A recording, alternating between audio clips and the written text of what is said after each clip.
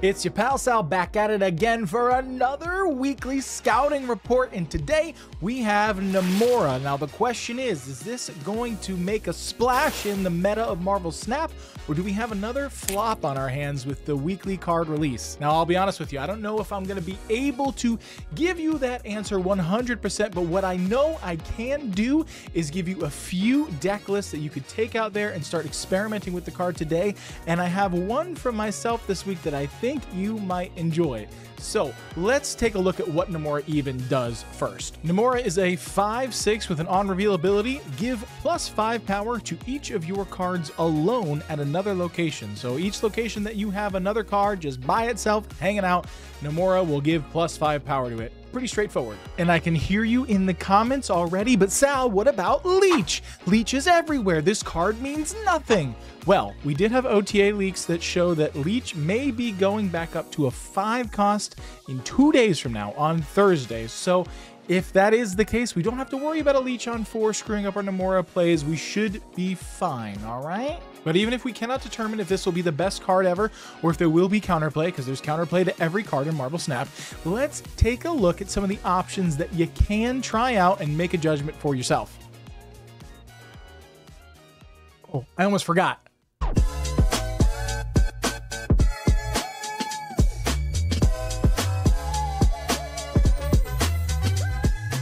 So in my scouting, the first few hours of this card coming out, variations of this list is what I saw the most of across the board. And I'll put a few options of other cards you can swap in and out. But what we're looking at here is a list that really does try and utilize the Namora for good value, but also has other options to just put out good, consistent stats across all 3 lanes. Now you may be asking yourself, why is Colossus in a deck like this? Well, I can tell you, it's because Colossus cannot be moved, destroyed, nor have his power reduced. So what does that mean? You can play Colossus on a lane by itself, give it +5, give it another +5 after a Namora into Odin, and now you have a 13 power right there on the lane that can't have anything happen to it. It's not too bad.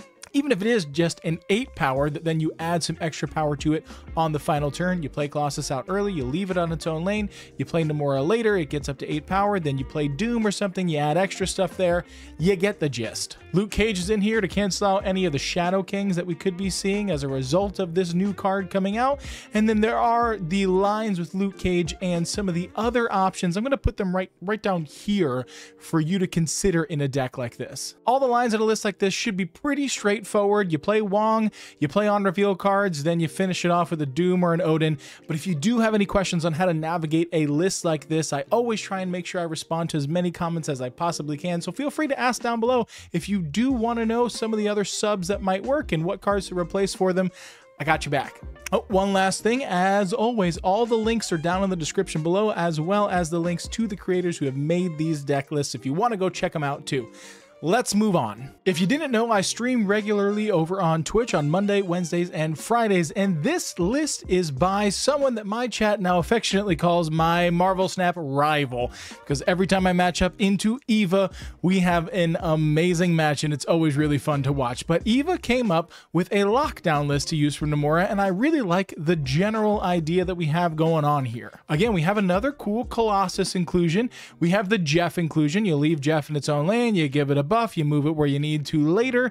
If you don't end up using the Namora, you always have the Miss Marvel that you can set up some stuff here. So we could hypothetically go Colossus on the left or Jeff on the left, and then we Storm on the right lane, and then we play Miss Marvel mid, and then we followed up with a Namora, and then we followed up with a Doom, enabling the buff from the Miss Marvel.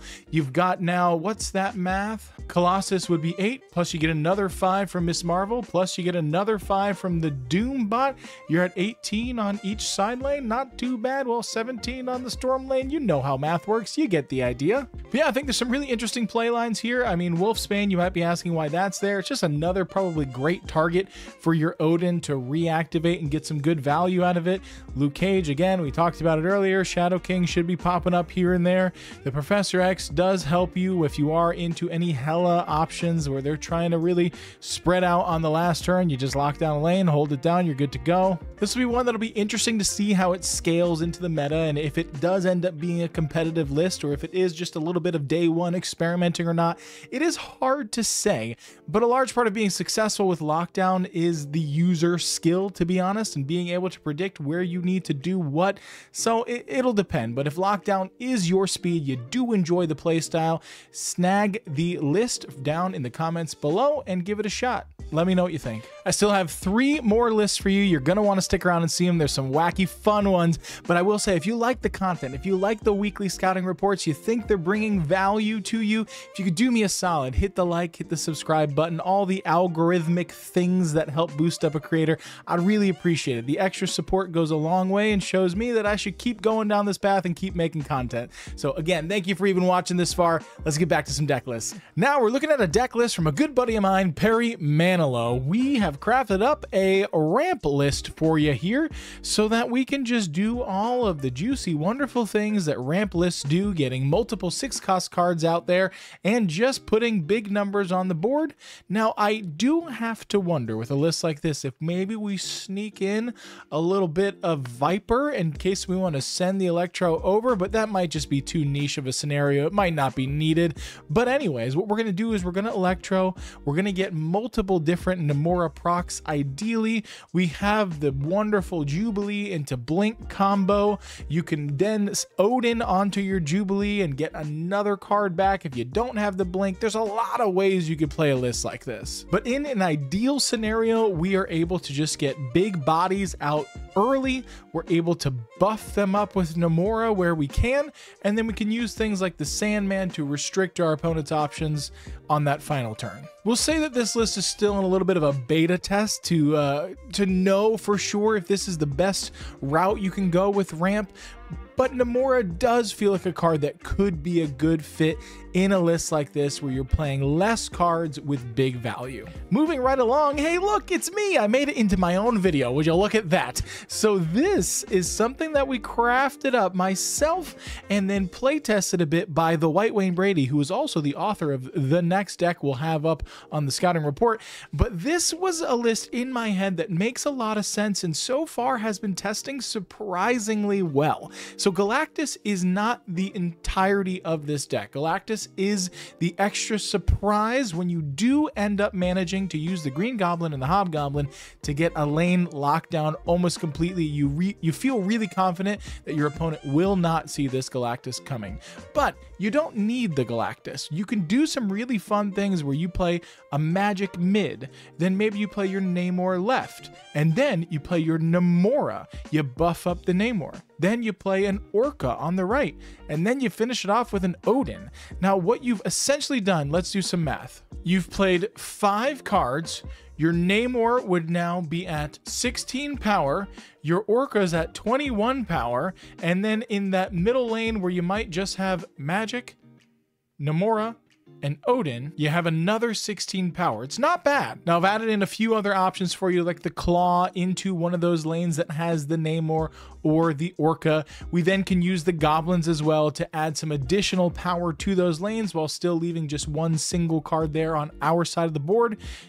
It seems really fun in theory, and so far in practice, it has also been really fun and successful. So there's some options for some potential tweaking here involved, but overall, if you are a Galactus enjoyer and you like also the surprise element where it doesn't seem like this is a Galactus deck or the direction that you would be going, snag this one, surprise the heck out of your opponents, and make them kneel before Galactus, baby. I got you! And that Mad Lad that I mentioned mentioned was helping me play test my Galactus brew is the one and only TheWhiteWayneBrady. If you've been in my streams, again on that Monday, Wednesday, Friday over on Twitch, one of my main mods is TheWhiteWayneBrady himself, one of the best in the business. He's a mod for a billion channels, but he always is trying to give me wacky, kooky brews that he comes up with, making me play them on stream, and sometimes they work and sometimes they don't, and this is one that we're not sure of yet.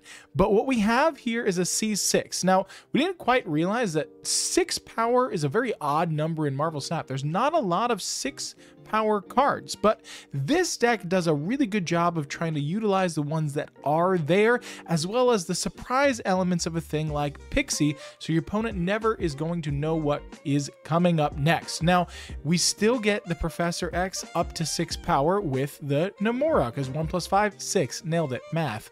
And then what we get to do is we have the Cerebro still. So now how this timing is gonna work could get a little funky, but that's where the Pixie comes into play. Now, Pixie might not work for everyone. It's a card that does have a lot of variance that could throw you off a bit if you're not ready for a lot of retreating when you do have times that Pixie didn't give you what you needed.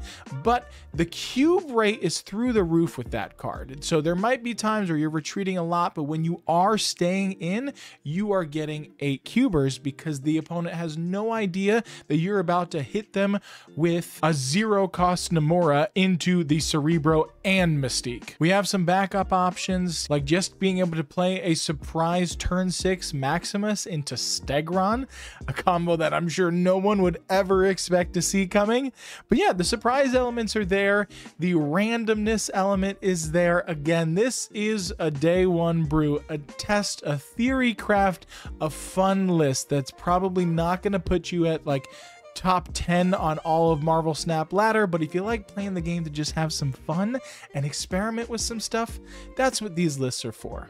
Well, this one in particular. The rest of the list in the scouting report might be a bit more consistent, but we'll have to see. Time will tell. But there you have it, folks. We covered 5 more decks in 10 minutes for you. We gave you some great, cool, creative, fun options to try out Namora if you did end up picking her up. And if you have any other suggestions, any other deck lists that you think are performing well with the brand new card, please let me know down in the comments below. And if you do know of any other content creators that are always trying to snag the brand new card on day one when it releases, let me know in the comments. Let them know to let me know. Whatever it is, I would love to feature even more people and a diverse range of people in these videos.